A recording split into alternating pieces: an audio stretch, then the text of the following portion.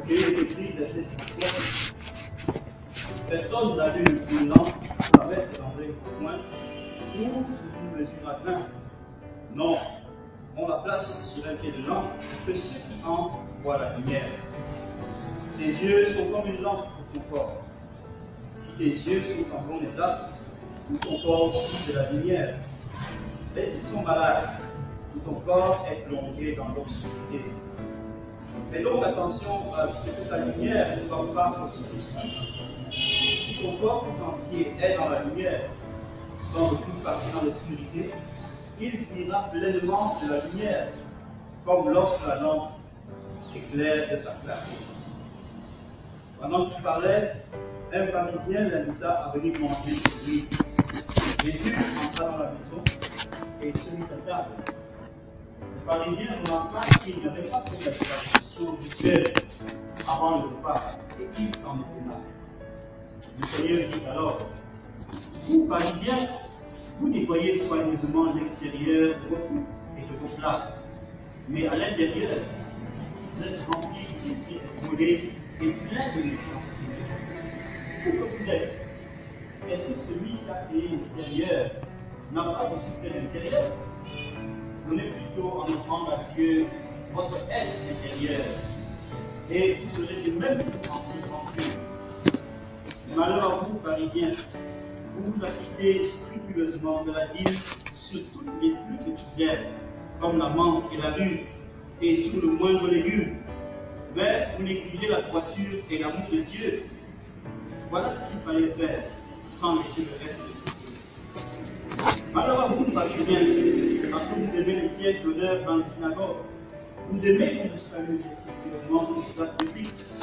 Malheur à vous, vous ressemblez à ces tombes que rien ne dégrade au regard, et sur lesquelles on passe sans s'en douter. Là-dessus, un enseignant de la loi se mit à protester en disant, Maître, en parlant ainsi, tu nous insultes nous aussi. Oui, malheur à vous aussi, enseignant de la loi, lui répondit Jésus. Vous imposez aux gens des fardeaux accablants, mais vous-même, vous n'y touchez pas du plus petit doigt. Malheur à vous, parce que vous édifiez des monuments funéraires pour les prophètes. Ces prophètes que vos ancêtres ont tués. Vous montrez clairement par là que vous approuvez ce que vos ancêtres ont fait. Eux, ils ont tué les prophètes, et vous bâtissez la tombe. C'est bien pour cela que Dieu, dans sa sagesse, a déclaré, je leur enverrai des prophètes et des messagers. Ils tueront les uns, ils persécuteront les autres. C'est pourquoi les gens de notre temps auront à répondre du meurtre de tous les prophètes qui ont été tués depuis le commencement du monde, depuis le meurtre d'Abel jusqu'à celui de Zacharie, assassiné entre l'autel du sacrifice et le temple. Oui, je vous l'assure, les hommes de notre temps auront à répondre de tous ces crimes. Alors à vous, enseignants de la loi, vous vous êtes emparés de la clé de la connaissance. Non seulement vous n'entrez pas vous-même, mais vous empêchez d'entrer ceux qui vous veulent faire. Quand Jésus fut sorti de la maison, les spécialistes de la loi et les pharisiens s'acharnèrent contre lui et le harcelèrent de questions sur toutes sortes de sujets. Ils lui tendaient ainsi des pièges pour trouver dans ses paroles un motif satisfaction. Amen. Amen. Merci. Bien, voilà, nous avons écouté cette lecture. La première question à laquelle nous allons essayer de répondre, c'est celle de savoir qui est l'auteur de ce passage. Qui est l'auteur de ce passage biblique?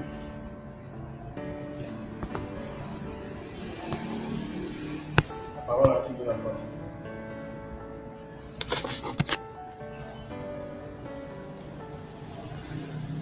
Oui, les hommes. Je crois que c'est Luc, l'évangéliste Luc qui est l'auteur du passage que nous faisons. Voilà. C'est l'évangéliste Luc qui en est l'auteur. Qui pense au auteur? Nous sommes tous d'accord. C'est donc Luc. Donc on peut dire que c'est Luc l'auteur. texte Luc peut-il être subdivisé pour sa bonne compréhension? Il va verset 33 verset 54. Lorsqu'on dit l'esprit, il y a des séquences que nous devons ressortir de la bonne compréhension.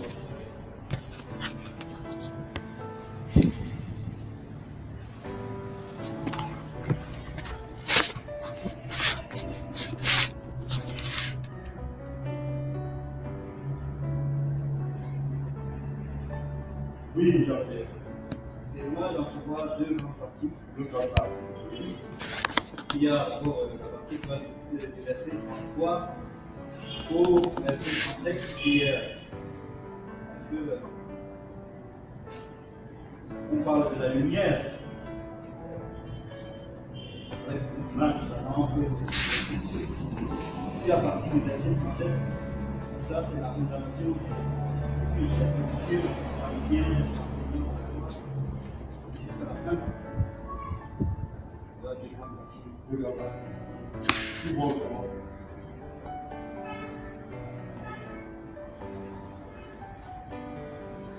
Donc, Jean-Pierre identifie deux grandes parties. Dans la première commence au verset 33 au verset 36. Il parle de la lumière. Il voit la deuxième grande partie, du verset 37 au verset 54.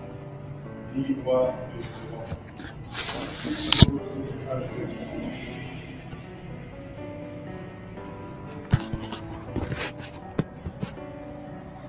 Le mot qui a le mot. Réfléchis. Tu n'avais pas vu les deux parties, c'est ça? Si, mais je veux encore bien sonder les choses avant de répondre. Tu sondes encore. Ok, on va le laisser sonder. Qui d'autre a vu autrement? On va être d'accord avec Jean-Pierre. Maintenant, si on est d'accord avec Jean-Pierre, quels sont les titres que nous pouvons donner à la partie? Quels sont les titres que nous pouvons donner à chaque partie?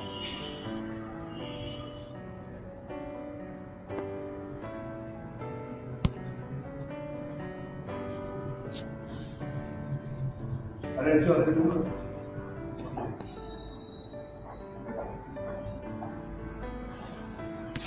Quels sont les titres qu'on peut donner à chacune de ces deux parties?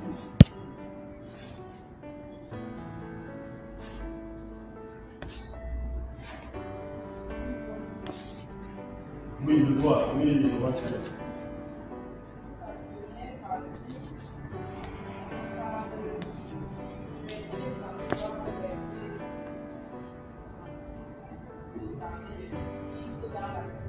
Vivre dans la lumière. Oui. Vivre dans la lumière. Deuxième partie de verset 53, Jésus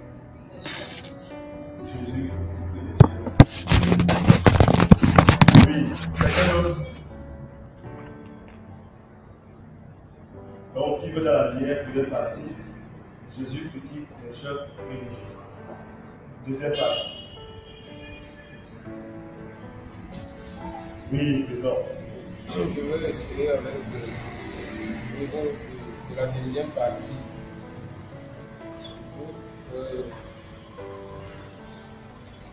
La mise en garde au chef religieux. La mise en garde. Ouais. Parce que chaque fois Jésus répète malheur, malheur, malheur, malheur. Mise en garde. Et Diane, comment tu as vu quoi? Qui critique? Qui critique les chefs religieux? Tu trouves que Jésus va garder les chefs religieux? Qui d'autre a vu quoi?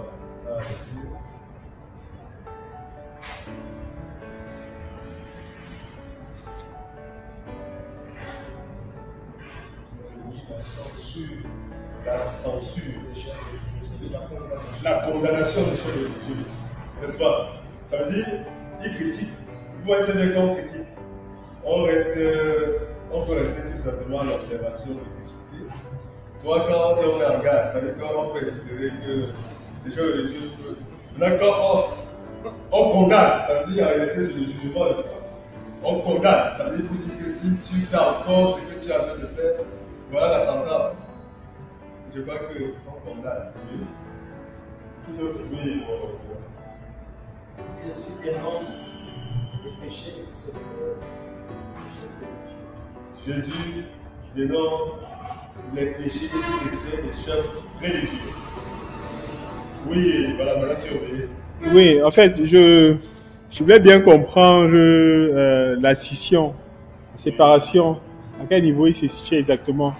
Parce que je vois bien là que Jésus parle de la lumière, mais il fait comprendre de manière pratique ce qu'il en est peut-être à la deuxième partie. Mais je ne sais pas si c'est vraiment une séparation ou si c'est juste par rapport à ce que j'ai dit, voilà ce qu'il en est. Donc un peu comme une suite logique de la première Donc, partie. tu ne vois pas de scission. Non. N'est-ce pas? Est-ce que tu peux lire le verset 36 et le verset 37? Verset 36. Si donc tout ton corps est éclairé, n'ayant aucune partie dans les ténèbres, il sera entièrement éclairé, comme lorsque la lampe éclaire de sa lumière. Et le verset 37. Dis, Pendant que Jésus parlait, un pharisien le pria de dîner chez lui, et il entra et se mit à table. Ok. Donc, en fait, c'est par rapport à l'espace. l'espace a changé. Hein? Ok. Et même le sujet qui suit a changé.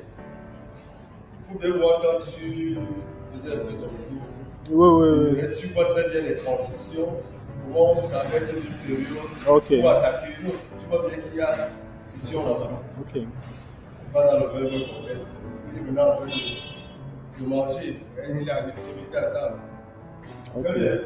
Tu sois d'accord avec les titres qui. Alors, sûrement, tu peux donner quelques titres. Non, mais justement, moi, je voulais donner la lumière, dire que vous êtes la lumière du monde. Et juste, en fait, c'est vrai qu'il y a un problème d'espace, de séparation d'espace, mais je vois une continuité par rapport à l'idée, ou bien par rapport au thème, qui est celui de la lumière toujours. Parce que si les pharisiens ne se comportent pas comme des personnes portant la lumière, ou bien comme des personnes qui ne prennent pas comme modèle la lumière qui éclaire les autres, ça pose justement le problème qui suit par la suite. Malheur à vous parce que vous qui étiez censé être la lumière des autres, la lumière du monde et ainsi de suite, vous ne faites pas votre devoir, vous ne faites pas ce à quoi on vous attend. Et vous réussissez ainsi à pervertir l'idée même de ce que c'est que la lumière, ou bien même le modèle, l'exemple ou l'exemplarité. Donc c'était un peu ça. Moi je disais que dans les deux cas, je voyais surtout ressortir le fait d'être lumière du monde, dans le sens où on est des modèles, des exemples, et ceux qui portent Pardon. Alors, est-ce que tu voulais réagir par rapport à Je voulais réagir comme pour dire que ce texte, il est bien vrai que le texte est complet, mais si on peut, je peux utiliser le terme, c'est à l'œil nu. Comment on peut se séparer?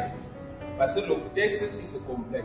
Parce que le verset 37 nous dit que c'est pendant, c'est-à-dire que Jésus était en train de donner son enseignement. Pendant donc qu'il le faisait, on ne dit pas qu'après. C'est pendant que le pharisien vient dans le coupé pour lui dire que allons dîner chez nous. Donc pour dire que ce texte est divisé, mais dans l'ensemble, ça dit la même chose. Donc s'il faut résumer ça, parce qu'en haut là-bas, c'est la lumière, et après ça, nous voyons que les pharisiens veulent montrer exactement qui sont les saints et tout ça par rapport à ce que les gens voient faire. Donc Jésus donc commence à dire malheur. Comme pour dire qu'il faut regarder au premier passage, donc si on peut dire que c'était un premier passage, la lumière, c'est en regardant la lumière qu'on peut espérer, c'est-à-dire que donner la lumière aussi aux autres. Donc je voulais dire que ce passage est divisé à l'œil nu. On peut donner deux titres, mais dans l'ensemble, ça dit une seule chose. Maintenant, si tu le dis ainsi, on te dit que finalement, la Bible entière dit une seule chose. Tu vas répondre comment? Parce qu'en fait, vous aurez compris que la Bible entière dit une seule chose. N'est-ce pas, le Nouveau Testament? Bon, maintenant, vous comprenez, donc, pour comprendre ce que la Bible dit, à chaque étape, il y a des informations qui arrivent, il y a des réactions qui sont faites, il y a des interprétations qui sont faites. Oui. Mais ce que je vais dire, c'est que quand on est un peu unanime sur ça, le premier passage parle de la lumière et beaucoup ont donné les conséquences qui en découlent dans le deuxième, la condamnation, les autres en donnent. C'est la suite logique de ce qui se passe alors. Donc en fait c'est un peu comme si c'était quelque chose à deux temps, mais on parle d'une même chose. Une chose et les conséquences qui en découlent. C'est un peu par rapport à ça que je dis que on reste toujours dans le même thème, dans le même sillage. C'est par rapport à ça que je dis ça. Bon, mais maintenant, si on veut dire que on a deux sujets différents, je ne sais pas s'ils seront vraiment différents parce que le deuxième va découler forcément du premier sujet. Je vais vous oublier qu'il y avait d'autres ici. Les deux sujets sont différents parce que si vous lisez pour verset 38, ça montre ce qui a apporté tout ce qui a suivi. Ce qui a apporté que Jésus montre ces déclarations, c'est parce que le pharisien avait des éléments qui ne s'étaient pas largués avant le repas. Toutes ces déclarations, c'est pas c'est un nouveau sujet. Et dans ces deux sujets différents. Okay. Je prends d'abord par ici. Il y avait.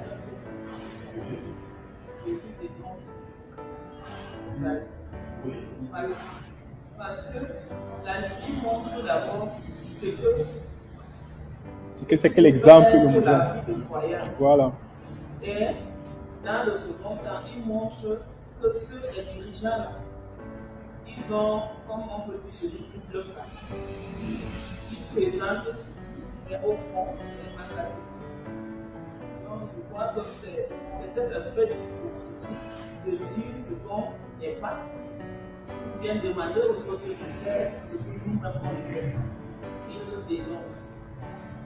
Donc, il dit que le texte est. Jésus, et continue. Le comportement, l'attitude justement des Parisiens. N'est-ce pas? Oui, oui, bon, tu veux prendre la parole. Oui, je voulais dire que. En répondant de cette manière, la Bible, pardon, en répondant de cette manière, vous voyez donc que vous avez déjà comme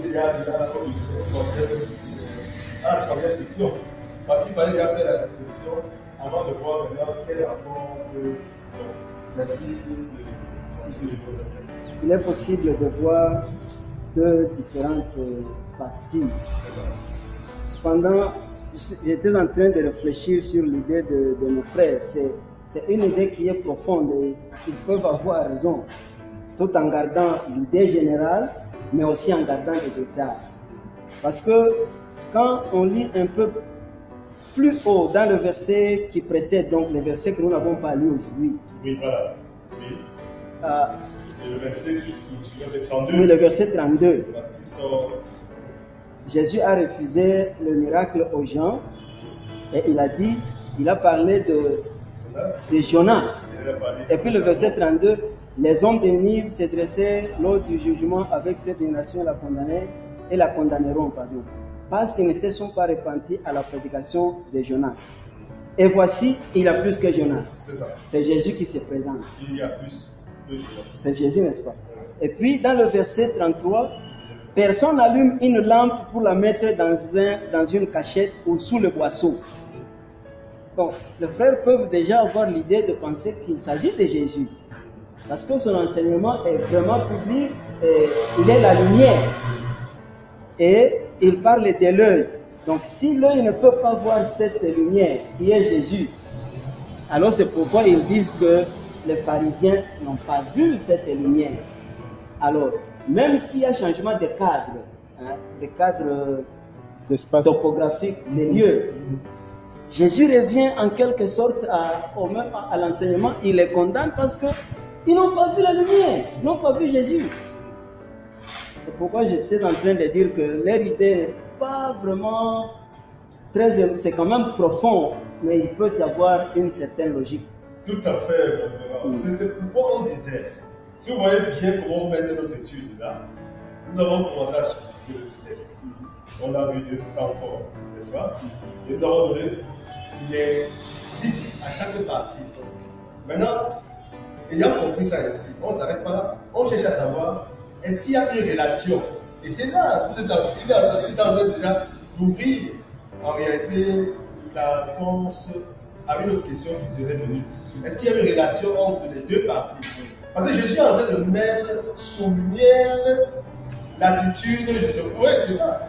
Il est en train de montrer que vous avez une face qui donne la piété, mais derrière, vous êtes complètement le contraire. Donc il va en lumière, par la condamnation, justement.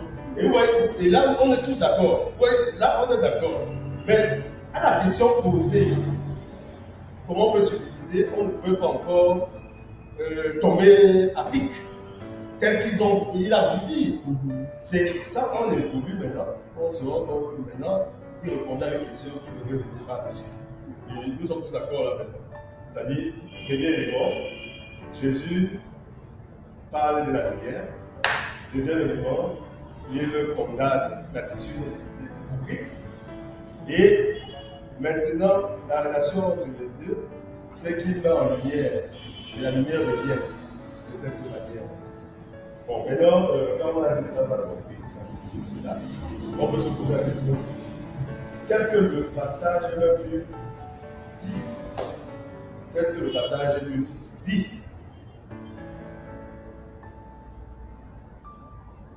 C'est vrai qu'on a commencé déjà à dire même chose là.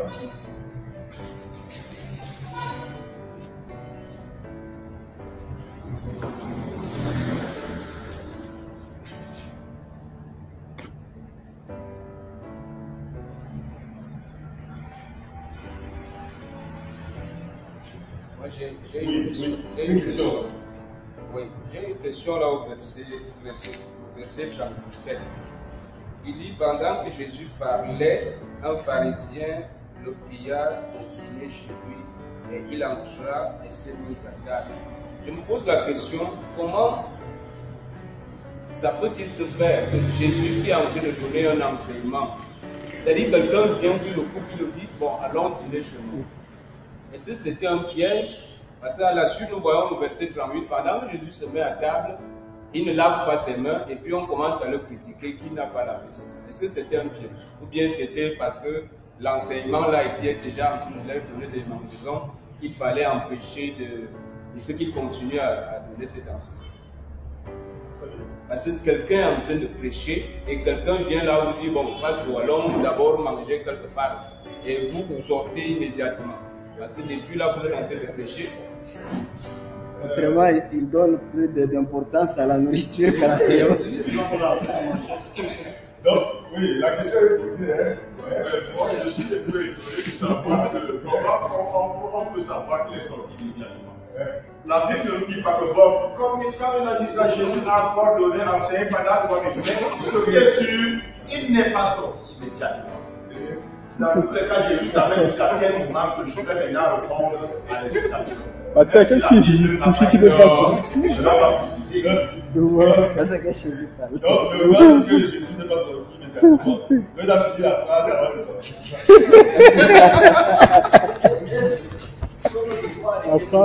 Voilà, son histoire est une Pendant que Jésus parle. Il y avait ce qui a amené ce qui fait des pieds. Alors, ce qui veut s'appeler, c'est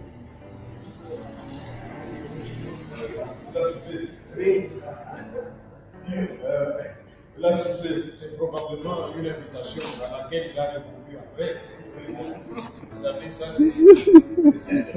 c'est la prose. Jésus peut avoir fait non. Rien ne dit que. Le gars dit l'occasion, il a dit que non, mais Il a attends. enseigné et après on lui a dit, bon, est-ce que tu peux venir nous dire des choses? Ça, c'est une chose. Mais l'autre chose aussi, c'est pour confirmer ce que nous avons dit, que la nourriture est quelque chose de très important dans la communauté des hommes. Parce que, comme ici, la plupart des vêtements qui battent Jésus dans la Bible, c'est soit au cours d'un repas, il est en train de manger, que ça se passe, soit au sortir d'un repas, soit il est en train d'aller à un repas. Et il y a un philosophe allemand qui a dit l'homme est ce qu'il mange. Et il a beaucoup dit par là. La nourriture, c'est quelque chose de très important dans la communauté. Je vais continuer, excusez-moi. Vous voyez, on invite Jésus. Je ne sais pas s'il a fini même de manger. Mais on commence déjà à le critiquer. Est-ce que ça veut dire vraiment qu'on a voulu qu'il mange cette nourriture-là? Il fallait quand même le laisser quand même finir et lui dire après que, mais quand même, maître, tu n'as pas lavé les mains. Mais subitement, on commence à le critiquer et lui aussi, il a réagi. Je ne sais pas s'il a mangé ce repas.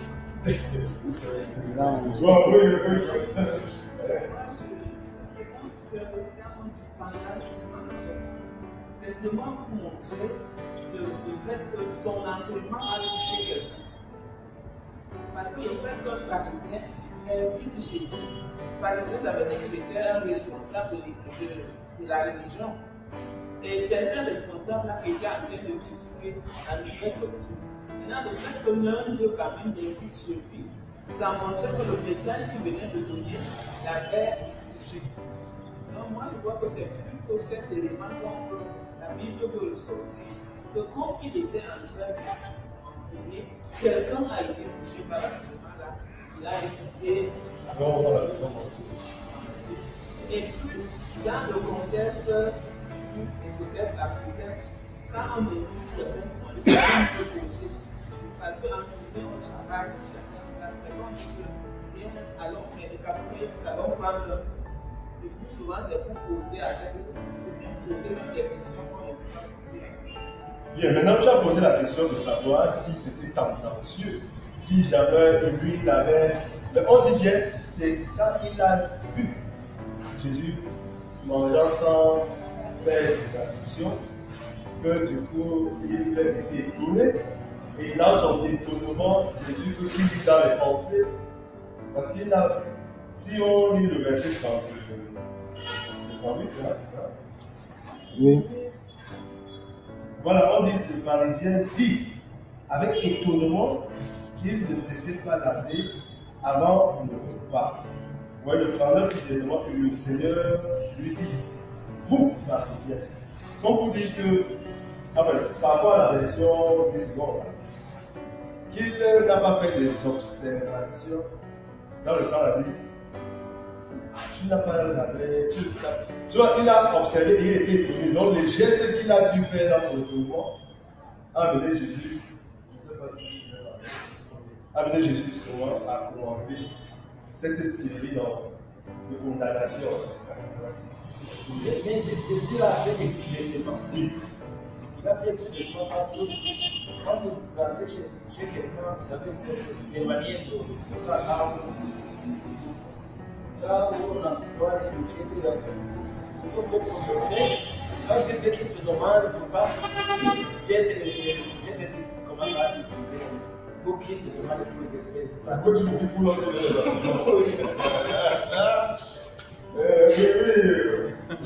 Moi, je suis d'accord avec ça. Avec Jésus savait connaissait très bien Jésus, c'est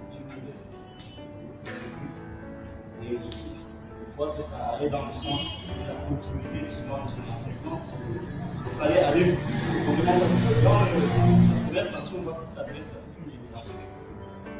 À cette génération. Mais là, il accuse spécifiquement une certaine classe. Et la plus grande classe, la classe la plus considérée.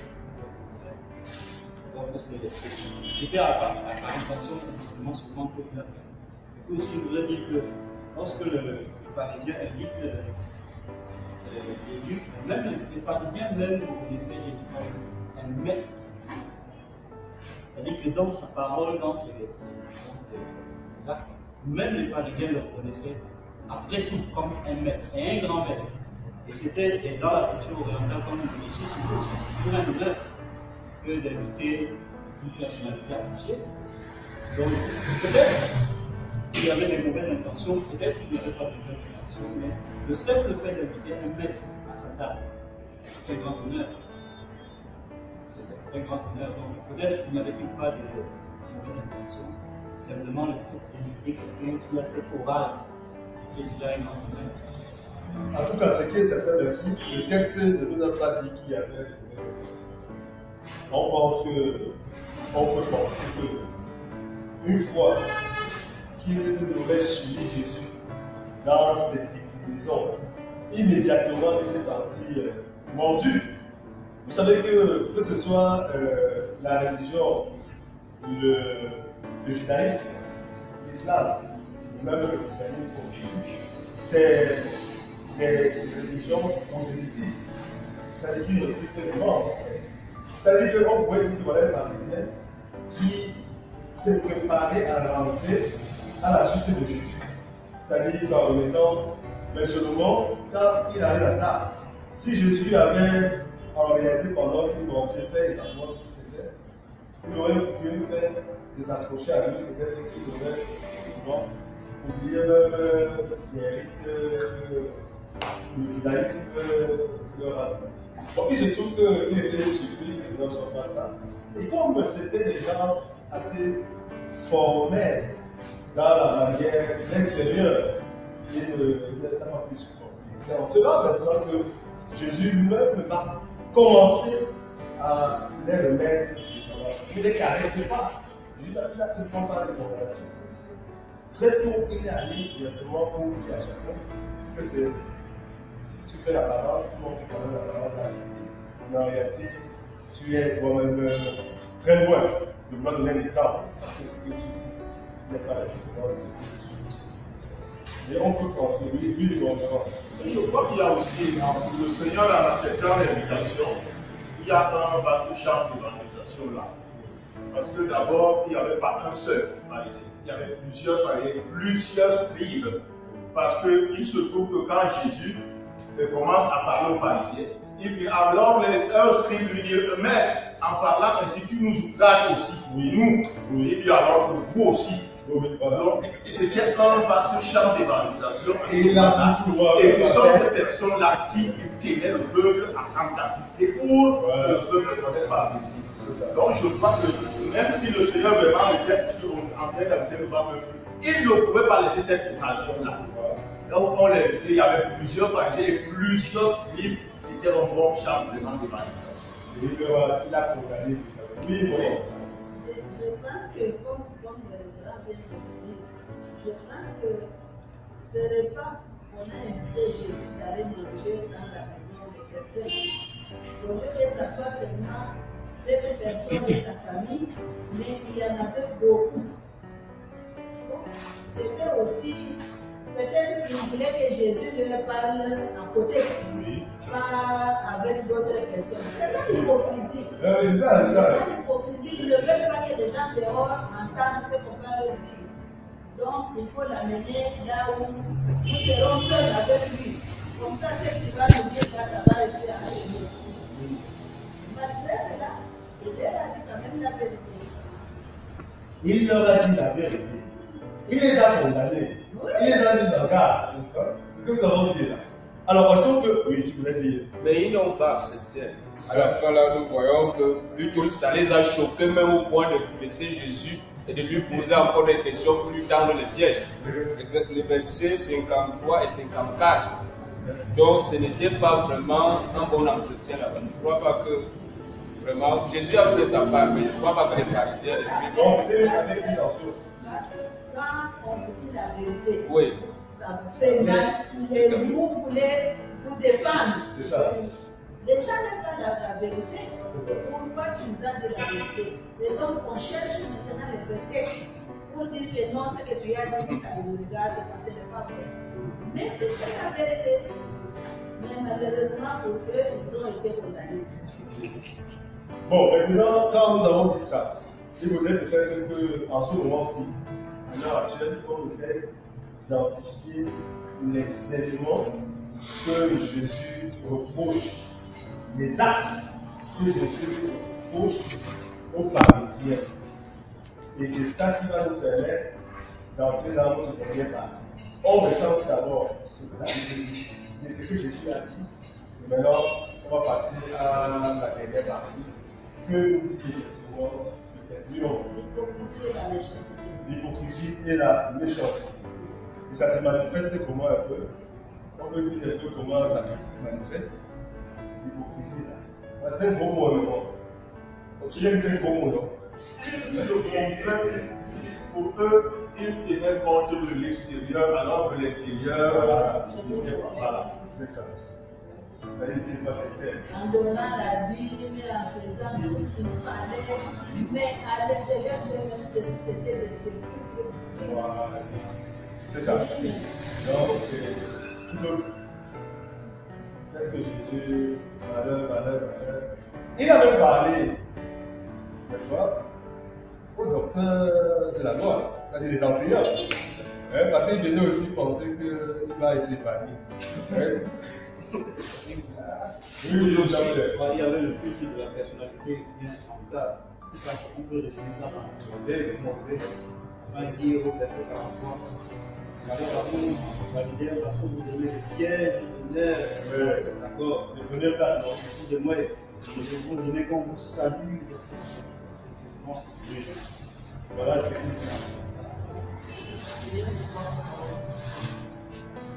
Quand quelques personnes font des pratiques, religieusement dans l'église, et qu'il manque quelque chose,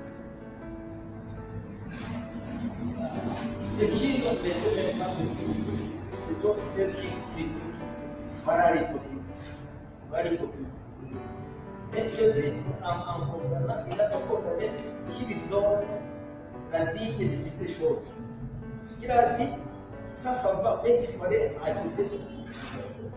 Alors, ce que je voudrais corriger, il y a une pratique que si quelqu'un est en train d'essayer son mieux, celui qui ne sait même pas faire voilà l'hypocrite. C'est pas hypocrite. Il a essayé, vous avez fait ça. C'est bien fait. Mais il fallait ajouter ceci. Comme vous dites, tout acte qu'on pose n'est pas possible. Alors, c'est bon parce que souvent on ne peut pas en cœur, mais Jésus, ce que Jésus dit,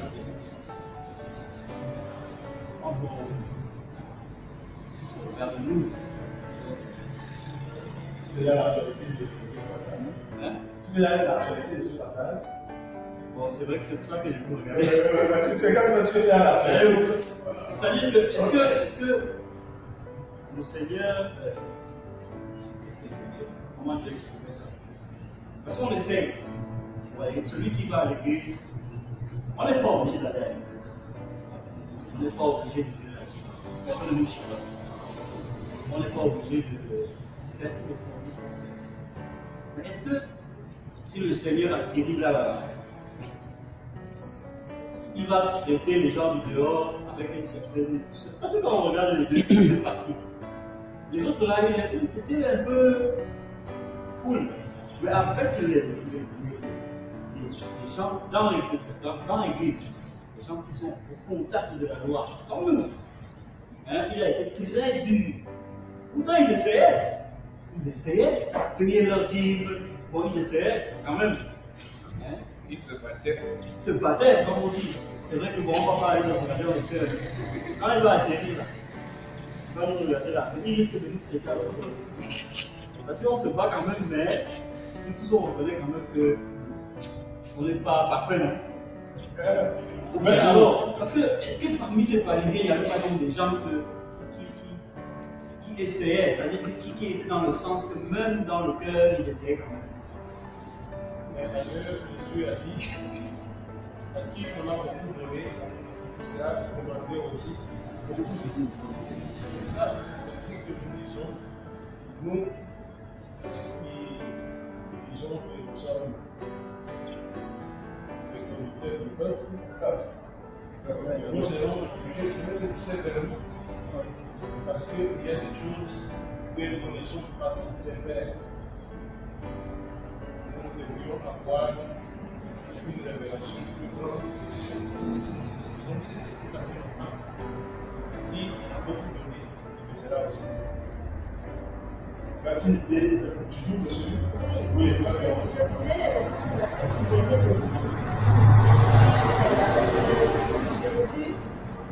Jésus, récemment, ce qu'il a dit, quand il reviendra, il va pas citer tout le monde. Sûrement, les chrétiens, les gens de dehors avec c'est tout à fait normal.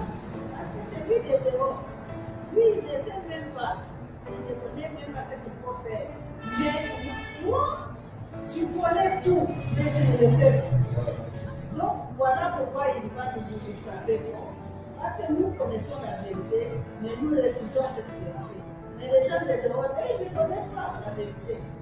Si Jésus va venir, il va les frapper parce qu'ils n'ont pas voulu accepter. Mais en sa présence, s'ils acceptent, ils seront sauvés. Oui, et puis il faut dire aussi ajouter ceci. La Bible dit savoir faire le bien, ne pas le faire bien. La Bible dit malheur à celui qui fait mon œuvre avec négligence. C'est-à-dire c'est autant d'éléments qui donnent à quelqu'un qui est dans la connaissance. C'est pourquoi on peut bien dire qui accroît sa connaissance, accroît sa douleur. Parce que plus tu connais, plus tu n'as plus droit à l'erreur de faire autrement. Quand nous disons venons rendez-vous à 16h pour venir au pied du Seigneur d'écouter. Mais si on vient nonchalamment, tu crois qu'on va mettre un tapis rouge dans les tapis rouge, c'est lui qui vient nonchalamment alors que lui-même il est là, il dit que non, non, je suis dans tout. Et c'est pourquoi quand on parle de la méthode, quand on dit quand nous avons rendez-vous, il faut que nous à l'heure. Et c'est ça qui devrait nous distinguer par rapport à ceux de dehors. Et quand nous parlons de Jésus, il ne faut pas qu'on parle de Jésus dans la journée. Et la nuit, on est différent de celui qui a été dans la journée. Et c'est en cela que le Seigneur est en train de mettre en place et sévèrement en condamnant les hypocrites. Parce que tu donnes l'apparence et la piété, mais tu élimines ce qui en fait véritablement la force. Donc je pense que l'un des éléments qui peut nous perturber, c'est d'avoir trop reçu du Seigneur. Et consciemment, qu'on soit en train de ne pas nous mettre ou pas marcher à sa suite dans son projet de ceci. Oui, mon frère. Je peux demander, parce que déjà, la place est difficile de limiter dans ce que Jésus a accordé ouvertement les pharisiens. Est-ce que les pasteurs doivent nécessairement faire comme ça dans une prêche? Ah, vas-y, prêche. Est-ce que les pasteurs aujourd'hui doivent faire comme Jésus nous a délimité? Je dis, pour cet exemple, quand tu as parlé, c'est ce qui. Voilà. Est-ce que oui, tu voulais faire un tour?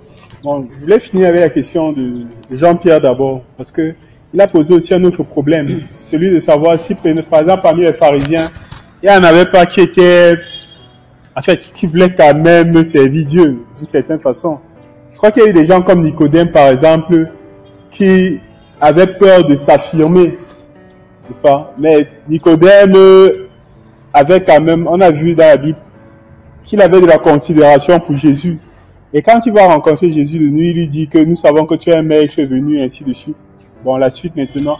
C'est pour dire quoi? C'est pour dire que beaucoup de choses que Jésus faisait, et même une des choses que je voulais aussi faire ressortir, c'était quoi? C'était que j'ai même l'impression que lorsque le pharisien demande à Jésus de venir chez lui, c'est comme si c'était prémédité. C'est-à-dire, c'est comme si Jésus avait préparé cet état de choses.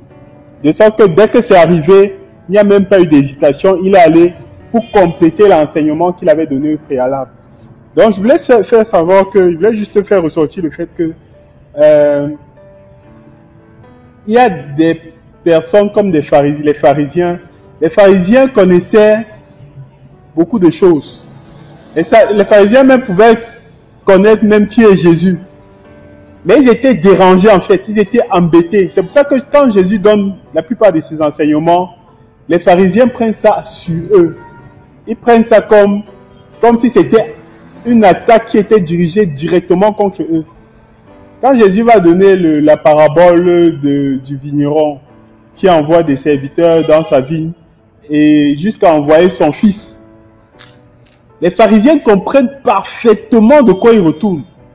Contrairement au peuple qui se dit, bon, ok, c'est un enseignement ou bien c'est une parabole. Mais chaque fois que Jésus parlait, les pharisiens comprenaient parfaitement ce qu'il disait. C'est pour ça qu'ils pouvaient être aussi durs, parce que à un moment, leur cœur était devenu un cœur de pierre. Donc, dans la maison du Seigneur, il y a des gens qui ont vraiment le désir de chercher la volonté de Dieu. C'est-à-dire qu'ils ont vraiment le souci. Est-ce que Seigneur, c'est vraiment ta volonté? Est-ce que ce dans quoi je m'engage, c'est vraiment ce que tu attends de moi? Si ce n'est pas le cas, montre-moi la voie, montre-moi, ainsi de suite. À mon avis, je pense pas que le Seigneur risque d'être hyper dur avec cette catégorie de personnes. Mais il y a des gens qui connaissent la vérité. Il y a des gens qui savent ce qu'il est de la vérité, mais qui font des efforts pour la piétiner tous les jours, ou bien pour marcher dessus, ou bien même pour faire fi de sang. Et c'est par rapport à ça que, par rapport à ce que le révérend fait comprendre, c'est par rapport à ça que le Seigneur se doit de parler aussi durement à ces personnes-là. Parce que ces personnes-là agissent envers le Seigneur avec une telle rigueur, avec une dureté de cœur qui s'exprime pas. Donc le Seigneur se doit de répondre de la même façon. Mais il y en a qui sont humbles. Je ne sais pas quand le Seigneur va venir les écraser, ou bien venir dire que non, parce qu'ils ont cherché la face de Dieu. Ils ont cherché à plaire au Seigneur, ils ont cherché à demander au Seigneur, est-ce que c'est ta volonté, et je crois que le Seigneur va les prendre de la même façon, avec douceur, avec ainsi de suite.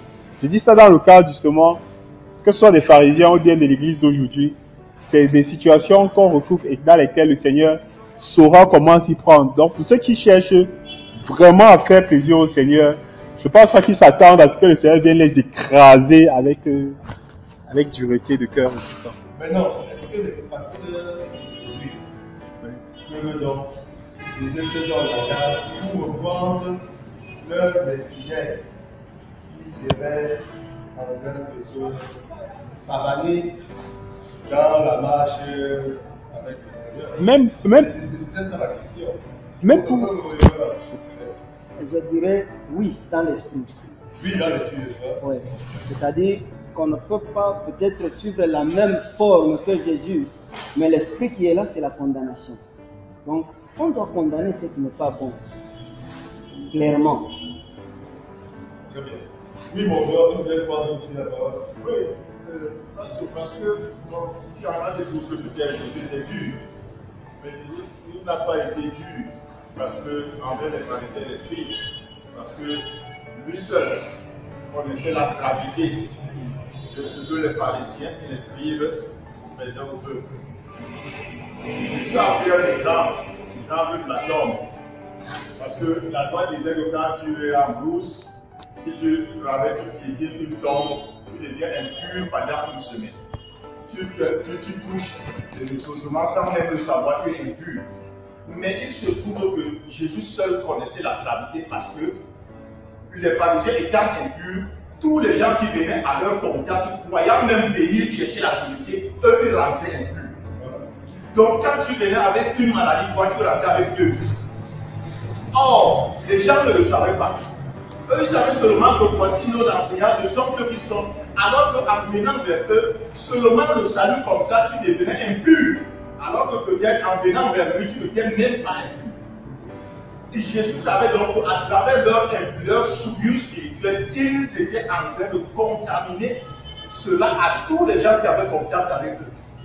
Et c'était très grave que Jésus, voyant cela, se disait que même les gens qui faisaient un effort d'être plus devant Dieu, ces gens les rendaient impurs sans même que ces gens, les victimes le sachent. C'est-à-dire, toi tu viens ravi, mais respect, tu le salues. Tu deviens impur à cause de son impureté qui est dans son cœur. Et toi, tu ne le sais pas. C'est la même chose, c'est pour cela que je dois prendre l'exemple que vous, cet homme, même quand on ne le croit pas, vous êtes comme cet homme-là, parce que quand tu piétinais une tombe, tu ne savais pas qu'il y avait une tombe là, avec toi, tu devenais impur. Donc, c'était grave. Il s'agit de scribes qui faisaient ce qu'on appelle une interprétation erronée des Écritures d'abord. Et il y avait en eux ce que on pouvait considérer comme les prescriptions additionnelles. Il y a certaines choses qu'ils prescrivaient au peuple, qui n'étaient réservées qu'aux sacrificateurs. Ils imposaient au peuple de faire cela. Alors qu'ils savaient que ce n'était pas pour eux, eux-mêmes ne les faisaient pas. Mais le peuple, sachant que c'est des enseignants, ils croyaient que c'était ça. C'est comme ça que Dieu voulait. Et c'est ce qui était enseigné. Raison pour laquelle ils étaient les seuls détenteurs de certaines connaissances qu'ils ne voulaient pas que le peuple sache. Donc c'était très grave, vraiment, si le Seigneur pouvait se baser sur la gravité de la chose, il prenait seulement le bâton pour les peuples. Puisqu'ils avaient même la clé. C'est ce qu'il a tenté de leur dire au bout de la vérité, c'est-à-dire le peuple n'avait plus accès à la vérité divine. La vérité divine est devenue difficile à comprendre et à mettre en pratique. Alors que le peuple aurait voulu qu'on leur donne toute la vérité divine dans sa service. Ils commencent à prendre et à mettre en pratique, mais ils n'avaient plus accès à la vérité divine et à la mise en pratique, à la bonne compréhension. C'est parce que eux, ils étaient en train de compliquer tout pour montrer au peuple que vous n'êtes pas à ce niveau-ci. C'est seuls nous qui comprenons les Écritures. Donc Jésus voyait la gravité de tout ça. Bon, maintenant, on reviendra. Pour faire un suivi par rapport à la question de l'ordre, est-ce que vous, aujourd'hui, tu as suivi la porte avec un calendrier, est-ce qu'un pasteur peut-il donc prendre véritablement la possibilité la position de condamner de tels actes lorsqu'il aura observé que les gens s'amusent? Mais si on ne condamne pas ce qui est mal, ça veut dire qu'on l'a approuvé. On ne condamne pas. Oui. On caresse. Voilà. On ne condamne pas. Peut-être que pour mieux le dire, on dit comme le roi Pascal, il y a une façon de dire. Oui. Parce que Jésus dit insensé. Si toi aujourd'hui tu dis insensé, je vois que c'est. Je vais vous donner un exemple. J'étais sur le terrain et un collègue m'appelle pour faire le réveil spirituel dans son église. Parce que là-bas, Noël, donc la semaine qui précède Noël, la semaine de Sainte, la semaine pascale et la semaine de Pentecôte, il y a des séries d'enseignements que nous appelons le réveil spirituel, réveiller un peu les esprits des gens. Les gens se perdent, ils oublient, alors au moins quand on fait ça, ils reviennent à l'église.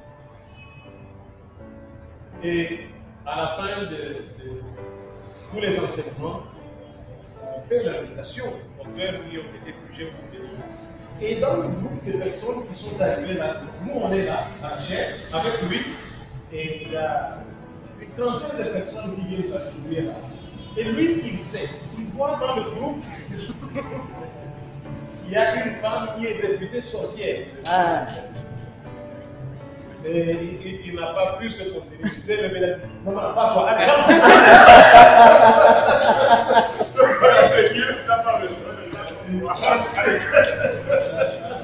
vous imaginez la réaction. Tout le monde sait qu'elle est sorcière. Les gens n'ont pas approuvé ça. Qui sait si c'était une occasion pour il se convertit. Alors, c'est-à-dire que nous devons être souples. On ne peut pas vraiment agir comme Dieu. N'oubliez pas que Jésus est Dieu. Il y avait un évangéliste congolais. C'est super. Il s'appelait Jean Pesamakanzo. Je pense que c'est Jean Pesamakanzo. Il est venu chez nous. Et lui a dit que l'église s'est avancée surtout dans les poignées, dans les pratiques qu'il ne faisait pas encore. Alors il a essayé de prêcher très fortement sur ça.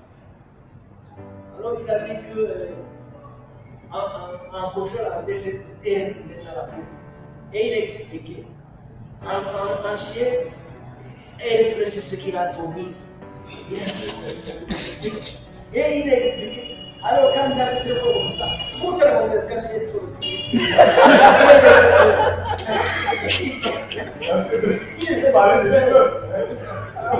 C'est pourquoi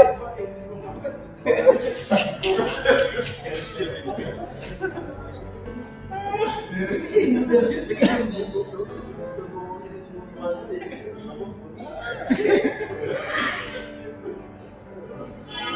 pense que quand vous avez vos enfants, vous connaissez chaque enfant sa manière de faire les choses.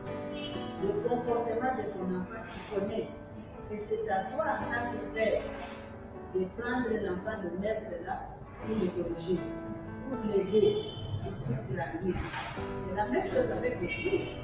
Ce sont vos enfants. Vous êtes les pères spirituels.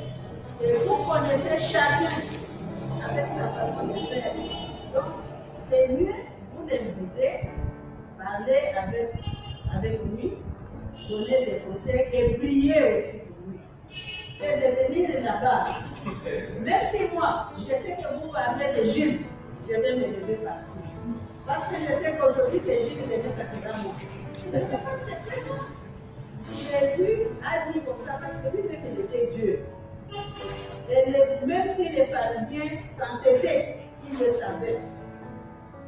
Donc, nous sommes des humains, nous sommes des petits Christ. Nous allons travailler avec la sagesse. S'il n'y a pas de sagesse, il faut appeler ceux qui sont sages. Quand vous dites que soyez les imitateurs comme Jésus de Christ, Paul lui l'a dit, donc vous dites qu'il y a des choses pour lesquelles il faut encore demander la sagesse. Je voulais dire une chose. La correction. La correction, c'est quoi? Jésus ne développait pas une haine envers les pharisiens. Il a soupiré pour changer le cœur même des pharisiens. Je vais prendre le cas d'un enfant. Pour ceux qui sont parents ici, là.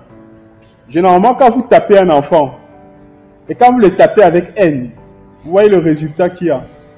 Quand vous le tapez avec peur, vous voyez le résultat que ça donne.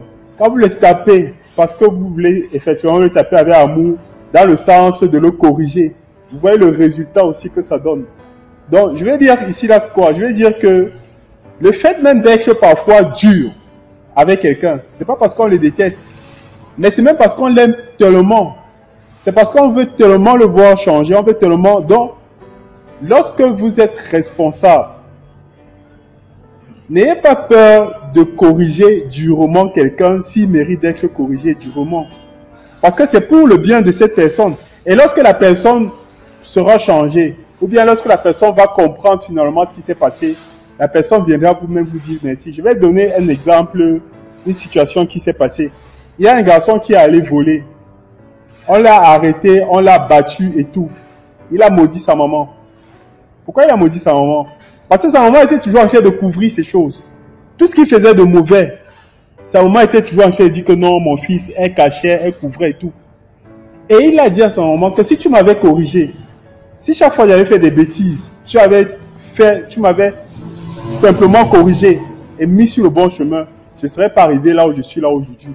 Donc ne pensez pas que quand on dit corriger quelqu'un, lorsqu'on demande d'être dur, les gens, on dit qu'on est dur généralement, je n'excuse plus la phrase, mais on est dur envers ceux qu'on aime. Quand tu aimes sincèrement quelqu'un, tu vas tout faire, même avec le fouet et tout, pour que la personne change et se remette sur le chemin droit. Donc n'ayez pas peur en vous disant que non, si on est dur, soyez dur parce que vous aimez, parce que vous voulez que la personne change. Et Jésus, lorsqu'il le fait, il ne le fait pas avec haine. Il le fait avec un amour immense. Et même encore, lorsqu'il donne l'occasion aux pharisiens, il donne la parabole du vigneron. Il a dit, qu'est-ce que vous pensez que le maître doit faire à ces personnes qui ont passé le temps à taper les gens qui devaient aller prendre la récolte et tout? C'est les pharisiens eux-mêmes qui prononcent leur propre condamnation. Et c'est même pas Dieu. C'est pas Jésus qui prononce. Ils sont tellement méchants qu'ils préfèrent que le sang de la méchanceté, toutes ces choses mauvaises retombent sur eux, sur leur tête et sur la tête de leurs enfants. Donc, Il faut noter que ce que tu as dit n'est pas différent de ce qu'on va dire. oui, c'est pour aller dans son sens. C'est-à-dire que c'était la méthode, l'approche. Parce que là, nous voyons la stratégie d'approche. On ne peut pas tolérer que quelqu'un se comporte autrement. Ça ne peut même pas nous faire honneur. Mais seulement, il y a une méthode pour amener cette personne-là à comprendre qu'on voudrait la voir faire comme ça. Et c'est ce que tu dis. C'est-à-dire qu'on utilise la verge et en même temps l'amour. On ne tape pas pour chasser, on ne tape pas pour tuer, mais on tape pour récupérer. Il y a une façon de taper pour récupérer. Et ça fait mal quand quelqu'un, on lui a dit des vérités, mais cette vérité-là permet que la personne se corrige aussi. Parce qu'en fait, on ne peut pas être toujours bébé spirituel. Nous avons trouvé la ligne déjà. Et vous voyez très bien qu'il faut bien qu'on comprenne qu'on marque des pas pour avancer. Si on fait 10 pas, et on rentre de 11 pas. On n'a pas avancé finalement. On n'a pas avancé. On met 10 pas en avant et on rentre de 11 pas. C'est-à-dire qu'on n'a pas avancé. Donc c'est qu'il faut 2 pas, 3 pas, 4 pas. On sent que tout le monde prenne le train, que tout le monde rentre dans le wagon, dans la locomotive, que tout le monde rentre là-dedans. S'il y a quelqu'un qui est dehors, on ne va pas venir rester au pupitre là pour faire son compte. Non, ça ne peut pas passer comme ça. Mais il y a des approches individualisées qui permettent de ramener les gens dans ce qu'ils doivent faire. Puis, dans les trucs et tout, je voulais donner en un sens le processus de protection, il faut vraiment le prendre avec beaucoup de comme dans l'esprit comme dans la vie. Pourquoi? Si vous allez voir que même les grands exemples, est Paul. Paul a dit lui-même, soyez vigilants de Christ. Alors je croyais qu'il voulait le dire dans quelque chose. Mais vous voyez que Paul lui-même, on peut dire qu'à un moment donné, il est un peu tombé dans le piège. Parce que vous voyez, à 2 occasions, je ne sais pas si la première c'était à 10, mais quand il a été amené devant le juge, il y avait des droits dans les actes. Voilà, il a dit, on l'a frappé. Donc, il était en train de parler, et puis le chef juge a ordonné qu'on le frappe. Qu'est-ce que Paul a dit? Il a dit, Dieu te frappera à muraille blanchie. Mais quand la personne à côté lui dit, mais attention, c'est le scientifique. Il a dit, ah oh, je ne savais pas que. Pardonnez-moi. Et puis, deuxième chose aussi, dans le traitement de Marc qui a marché avec lui et Barnabas au début, à un moment donné, Marc est parti dans sa jeunesse et dans sa jeunesse. C'est ça, cet angle, il les a laissés. Et puis quand Barnabas a voulu le ramener pour qu'il continue à voyager avec eux, on l'a dit zéro. Mais on voit à la fin de sa vie que non, il nous reconnaît que Marc quand même était très difficile. Vous voyez que c'est comme si quelque part il a regretté à un moment donné d'avoir été si dur. C'est-à-dire que même le grand Paul, le Paul presque parfait, on va dire, a pu peut-être un peu tomber dans le piège de la vie. Pourquoi? Parce que Jésus, lui, il a un avantage, il est Dieu de parfait. Mais nous-mêmes, quand on sera le plus grand pasteur, on a nous-mêmes toujours des faiblesses. Vous voyez un peu? Alors quand on va frapper dur, alors qu'on sait que nous-mêmes, quelque part, on tombe. C'est un peu délicat, non? C'est très délicat. C'est pourquoi nous n'avons pas dit de frapper dur. C'est toi qui as dit de faire de frapper dur. Nous avons dit tout simplement que dans l'amour, on amène. Alors maintenant, si on a ramené du moment, l'essentiel n'était pas de ramener la personne au point où la personne ne savait pas la faire. Dans le sens que c'était pas son sacrifice. Bon, nous voulons dire, et puis il faudrait pas qu'on dise que il y a 3 étapes. 3 étapes. Il y a une étape animale. On va dire l'étape de l'animalité, où c'est l'instinct qui peut conduire quelqu'un. Il y a l'étape de l'humanité, où c'est la raison qui commence à diminuer. Il y a l'étape de la discipline, où c'est effectivement la foi qui amène le raisonnement à comprendre les choses. Or, l'individu peut nager. Je dis nager, dans toutes ces étapes-là, du jour au lendemain. Mais il est question de dire que chaque fois qu'on en est conscient, il faut utiliser l'énergie, il faut devoir aller de la vie. C'est ça qui s'agit. Et comme c'est un travail permanent, un travail régulier, vous voyez que si on passait le temps toujours ensemble, je suis convaincu que personne ne va descendre encore à l'étape de la vie. Parce que ensemble, on cultive des valeurs, on cultive des attitudes. Mais quand on finit, on reprend les ce qu'on disait aux Parisiens. On reprend nos habitudes de tous les jours. Et on revient, on veut transposer ces habitudes à l'intérieur d'un ensemble où on est sacré. On est sacré, ne soit savoir mis à part. Comme on est pas mettre à part. Et si on met à part, ça veut dire que ce qui est là, il faut au moins avoir compris les attitudes qu'il faut avoir. Mais je suis d'accord que ça sert à rien de régler le monde. D'ailleurs, on dit que c'est plutôt une expression rapide et courte à une activité mentale. Très souvent, on pense au monde. C'est-à-dire que quand tu vois quelqu'un, il a une activité mentale à agir. Donc, nous, il faut travailler sur que cela ne soit plus calme. Oui, pasteur. C'est-à-dire que le patient ne peut pas dénoncer les discussions, mais il peut dénoncer le patient. Par exemple, un patient qui s'est levé la parole peut dire tel est même le souci. Là, c'était peut-être pas bon. Tu peux parler de la bourse comme tu as constaté que ça risque de là. Mais tu n'es pas obligé de citer le nom de quelqu'un. C'est parce que c'est quand même un sacré. Et c'est sûr que le lendemain, il faut le même revenir à l'église. Donc, et puis dans la parce qu'on a parlé de la purification, et de la purification pendant la purification. Parce que le reste du temps, à côté là, on peut travailler pendant la purification. Nous avons le devoir aussi de dénoncer le mal qui se trouve dans la société. Mais comment faire pour ne pas indexer les personnes?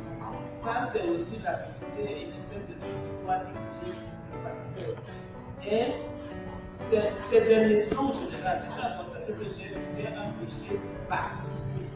Ça ne doit pas être ma prédication. Je peux te dire que si elle aime que ça veut dire que peut-être il y a plusieurs. Et je dois les appuyer le mal qu'il y a après. Je peux suivre la prédication sans savoir qu'on n'est pas parler de mon pasteur. Mais les exemples que nous, les pasteurs, nous donnons souvent font que la personne se reconnaît que non, c'est moi. On parle de moi et là, ça fait problème. On ne doit pas dénoncer les gens. On ne peut pas dénoncer les gens. Mais on doit dénoncer le mal. Parce que je crois que même quand Jésus dit insensé, quand il parle des pharisiens, ce n'est pas le fait d'avoir été un pharisien, mais c'est leur façon hypocrite de faire ça. C'est ça qu'il condamne. Parce que quelqu'un a demandé est-ce qu'il n'y avait pas des pharisiens qui étaient capables. Il y avait des pharisiens qui respectaient leur travail et qui ne marchaient même pas pour continuer de suivre Jésus. Donc, je crois qu'il y a la juste mesure, mais on ne peut pas aussi se taire. Et comme on ne doit jamais se taire, merci, il y a tous les gens qui vont sortir pour dire le pasteur a péché. C'est-à-dire que quand le message est écrit de cette façon, tu dis est-ce que le type s'est voulu pas il est dans ma vie. Parce qu'en réalité, ce que Dieu dit, c'est comme tu dis au Saint-Esprit, ça peut te laisser des propos, c'est comme tu as pris la larme ou de pas comme tu as identifié. Après, tu vas aller raconter de l'autre. Le pasteur a péché sur le c'est pourquoi tu vois souvent pour certains films, on dit que même s'il y a des tendances, des gens ou des villages, non, c'est pas que la personne, c'est juste le théâtre. Voilà, je crois que si on a pu y ajouter, on va donner la possibilité de conclure. Hein? Merci. On va dire que tout en dénonçant l'hypocrisie des pharisiens et des docteurs de la loi, Jésus fait un enseignement magistral sur l'attitude d'un vrai disciple. C'est celui-là qui harmonise l'intérieur et l'extérieur. De façon que ce qu'il fait, c'est ce qu'il vient vraiment. de son intérieur. Et lorsqu'il y a dichotomie entre l'intérieur et l'extérieur, c'est ça justement qui est Très belle conclusion. Pour moi, c'était. On n'a pas épuisé tout ça avec la bière. Ouais, c'est bien. Retenons donc tous ensemble que la vie peut-être pas la